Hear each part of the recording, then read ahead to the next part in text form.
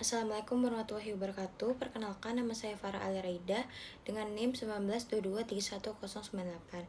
Di sini saya akan mempresentasikan laporan praktikum mata kuliah survei konsumsi pangan dengan metode FFQ pada individu dan kelompok. Yang pertama adalah latar belakang. Survei konsumsi pangan penting untuk menggambarkan pola makan, kecukupan gizi, dan resiko kesehatan populasi, terutama di Indonesia yang masih menghadapi masalah gizi ganda, serta perubahan pola konsumsi pasca pandemi. Salah satu instrumen yang banyak digunakan adalah FFQ atau Food Frequency Questionnaire karena mudah, murah, dan efektif untuk kebiasaan makan jangka panjang. FFQ ini juga dapat disesuaikan dengan konteks budaya sehingga lebih akurat, berbeda dengan metode 24-hour food recall yang hanya menilai asupan harian. Selanjutnya ada rumus masalah. Yang pertama, bagaimana pola konsumsi pangan individu berdasarkan FFQ. Yang kedua, bagaimana variasi konsumsi individu dibandingkan dengan rata-rata kelompok. Yang ketiga, kelompok makanan apa yang paling sering dan jarang dikonsumsi. Tujuannya yang pertama untuk mengetahui pola konsumsi pangan individu dengan FFQ. Yang kedua, menganalisis variasi konsumsi individu terhadap rata-rata kelompok. Yang ketiga, mengidentifikasi makanan yang dominan dan jarang dikonsumsi pada individu maupun kelompok.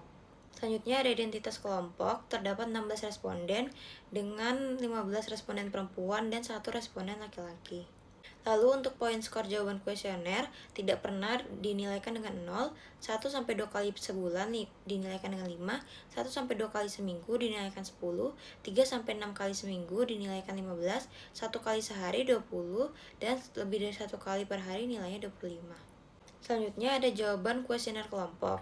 Untuk kategori makanan dengan jumlah skornya 4.245, rata-rata skor jika dibagi dengan jumlah jenis pangan 66,7. Lalu jika dibagi dengan jumlah responden, rata-ratanya sekitar 20,4. Selanjutnya adalah jawaban kuesioner kelompok dalam bentuk diagram dan pie chart. Selanjutnya adalah analisis skor FFQ kelompok. Dari hasil analisis FFQ kelompok 4 ini menunjukkan skor tertinggi pada kategori saus, dressing, dan perasa bubuk dengan rata-rata sebanyak 96,5. Diikuti dengan produk daging atau unggas sebanyak 87,5. Lalu permen dan coklat 86,7. Sebaliknya, skor terendah terdapat pada pangan gizi khusus yaitu 15 dan susu bubuk sebanyak 17,5 yang sangat jarang dikonsumsi karena tidak sesuai dengan kebiasaan makan mahasiswa. Rata-rata per individu 16 responden juga memperlihatkan pola yang serupa dengan konsumsi tertinggi pada saus, dressing, dan perisa bubuk sebanyak 60,3 per orang serta terendah pada susu bubuk yaitu 2,2 dan pangan gizi khusus yaitu 0,9. Dari total skor 4.245, rata-rata skor individu adalah 265,3, menunjukkan dominasi pangan olahan tinggi gula, garam, dan lemak dibandingkan pangan segar dan bergizi seimbang. Lalu untuk identitas responden individu, inisial responden IBA, jenis kelamin perempuan, tanggal lahir 20 September 2004, usia 20 tahun, dan hari tanggal wawancara adalah Selasa 2 September 2025. Selanjutnya adalah jawaban kuesioner individu dari jumlah skor responden dibandingkan dengan rata-rata kelompok. Untuk produk susu dan produk susu bubuk, rata-rata kelompok adalah 2,2 dan jumlah skor responden 0. Untuk susu dan minuman susu, rata-rata kelompok 23,1, jumlah skor responden 25. Untuk kembang gula atau permen dan coklat, rata-rata kelompok 16,3, jumlah skor responden 25. Untuk serealia dan produk serealia, rata-rata kelompok 28,1, jumlah skor responden 35. Untuk produk bakery, rata-rata kelompok 34,7, jumlah skor responden 50. Lalu untuk produk daging dan daging unggas, rata-rata kelompok ada 21, jumlah skor responden adalah 40. Untuk produk ikan, rata-rata kelompok 6,6, jumlah skor responden 10. Lalu untuk saus dressing dan perasa bubuk, rata-rata kelompok 60,3, jumlah skor responden 65.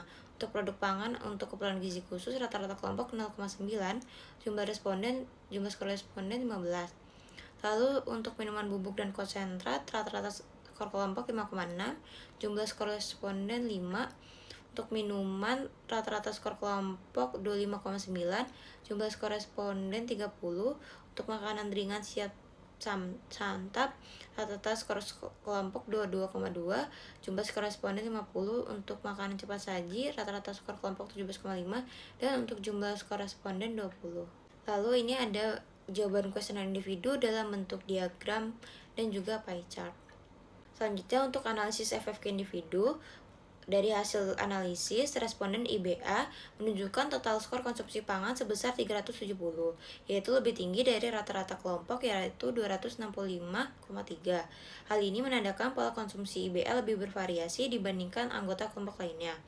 Kategori pangan dengan skor tertinggi yaitu produk bakery yaitu 50, makanan ringan siap santap 50, serta saus, dressing, dan perisa bubuk sebanyak 65. Sebaliknya, untuk skor terendah terdapat pada produk ikan yaitu 10, pangan gizi khusus 15, dan minuman bubuk atau konsentrat itu 5.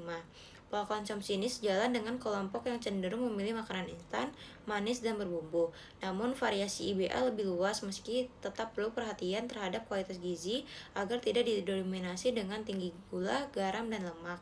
Kesimpulannya adalah dari total skor konsumsi kelompok 4 yaitu 4.245 dengan rata-rata 265,3 per individu, skor tertingginya dengan makanan olahan saus, dressing, dan perisa bubuk, lalu daging atau unggas, dan permen dan coklat. Untuk skor terendahnya pada produk susu bubuk dan pangan gizi khusus. Pola konsumsi mahasiswa cenderung didominasi pangan olahan tinggi gula, garam, dan lemak. Lalu untuk kesimpulan responden individu, responden IBA memiliki skor 370, yaitu lebih tinggi dari rata-rata kelompok.